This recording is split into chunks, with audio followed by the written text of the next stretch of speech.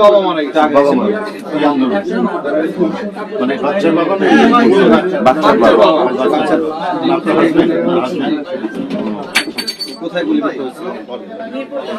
মিরপুর 10 কয় তারিখে 4 আগস্টে মারা গেছে এর আগেও 3-4 দিন গেছিল আমরা জানতাম না পানি খাওয়ায় চলে আসতো সেই দিনও হচ্ছে 4 আগস্টে গেছিল গিয়ে হচ্ছে পানি টানি খাওয়ানোর পরে বাসায় আসে তার কিছুক্ষণ আগে একটু দেখি বাসার পিছনে লেগে বাম গায়ে ওইখান থেকে কিছু মানুষ ধরাধরি করে হচ্ছে আলোকে নিয়ে যায় আলোকে রাখে না পরে হচ্ছে নিউরো সায়েন্সে নিয়ে যায় নিউরো সায়েন্সে থাকা অবস্থায় রাত 8টায় ওকে আইসিইউতে দেওয়া হয় আইসিইউতে দেওয়ার পরে রাত 1:15 মাসুদ রানা দেশকে এত ভালোবাসছে সংসার কত চিন্তা মারা গেলেন তাহলে 4 আগস্টে মারা গেলেন তাই তো একটা পনেরো যেহেতু 5 তারিখ রাত বলা যায় 5 তারিখ রাত 5 দিবাগত রাতে আমাদেরকে কখনো বলতো না মনে করতো যে আমরা নিষেধ করব হচ্ছে রাগ হবো সেজন্য আমাদের কাছে না জানাই সবসময় যাইতো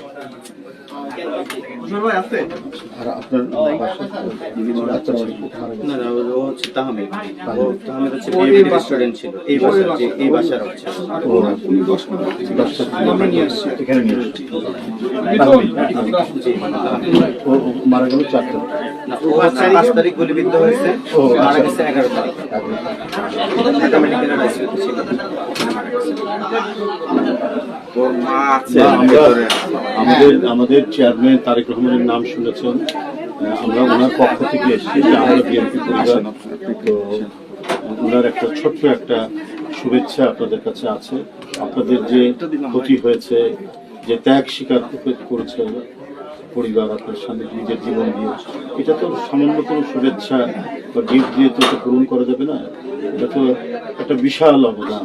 এটা কোনো টাকা দিয়ে পয়সা দিয়ে সম্পদ দিয়ে শুধু উনি আপনাদের সম্মতি জানানোর জন্য প্রচেষ্টা চলছে আমরা করবো তো এই শুভেচ্ছা ভাই আপনি এই জায়গায় চলে আসেন মামলা করতে হবে মিথুন যোগাযোগ করবে আরেকটা ফ্যামিলি লাগে যোগাযোগ করবে মিথুন যোগাযোগ করবে আমাদের সাথে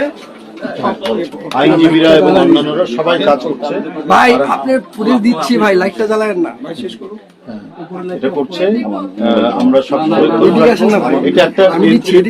সংগঠন পুরো দলের পক্ষ থেকে করা হয়েছে শুধুমাত্র যারা শহীদ হয়েছেন আহত হয়েছেন যাদের চোখ অন্ধ হয়ে গেছে তাদের জন্যই এটা আমাদের চেয়ারম্যান সাহেব করে দিয়েছেন আমরা বিএনপি পরিবার সেটার পক্ষ থেকে আমরা আসছি তার আহ্বায়ক প্রধান নেতা হচ্ছেন আমাদের আতিকুর রহমান মোহাম্মদ সাবেক সাংবাদিক মিথুন আমাদের সেক্রেটারি ওরা আছে তো আমরা আল্লাহর কাছে মোনাজাত করছি আল্লাহ যেন মাসুদ রানার আত্মার মাগফিরাত কামনা করছি আল্লাহ যেন তার আত্মার মাগফিরাত করেন তাহমিদ না সবার কাছে অনেক কৃতজ্ঞ থাকবো আমার ফ্যামিলি আমার বাচ্চা তারেক রহমানের জন্য অনেক অনেক দোয়া শুভকামনা এই অবস্থান থেকে এই পর্যন্ত এই প্রথম আমাকে হচ্ছে তারেক রহমানই এই একটা ব্যবস্থা করে দিল আমার বাচ্চার জন্য এই বিয়েটা করলো ইনশাআল্লাহ আরো করো আরো করবো আপনি তো এমনি গৃহবধূ কোথাও কি চাকরি করেন আপনি লেখাপড়া করেছেন বাচ্চা একটাই তো এমনি আপনার পরিবার চলার জন্য কি কোনো কিছু কি ব্যবস্থা কি তেমন কিছু না কোনো কিছুই নেই মানে একেবারে টোটালি পুরো আচ্ছা আমরা ওটাও আমরা জোরালো দাবি করবো আপনার বাচ্চা লেখাপড়া করতে পারে সামনে আসবে না ওর হচ্ছে দুইটা বোন আছে উনি সামনে উনি একজন হচ্ছে ক্লাস 8 এ পড়ে আপনি কে হচ্ছে আমি আর কাজিন আজিজ ওর কাছে ওনার হাতে দিয়ে দিন আমি আর ঠিক আছে দিলাম তার মিসেসকে ওর মাকে ওর মাকে আর মা এটা প্রবর্তনে তাহমিদ তুমি জি জি আমি আসছিলাম আপনার খোঁজ নেবে আপনার মামলার ব্যাপারে আইনি সহায়তা আমরা করবো ওর পড়াশোনাটা তারেক রহমানের দায়িত্ব আপনার এইটাই আমাদের আমরা আছি পড়াশোনা শুরু করেনি একজন আরেকজন হচ্ছে হিফজখানায় পড়তেছেন আমি ক্লাস 8 সমমানের বাবা তোমার নাম কি আম্মু এদিকে আসো যাও যাও যাও যাও দিয়েছেন একটু পর্দার আড়ালে দাঁড়ান। ওইখানে থাকেন স্যার।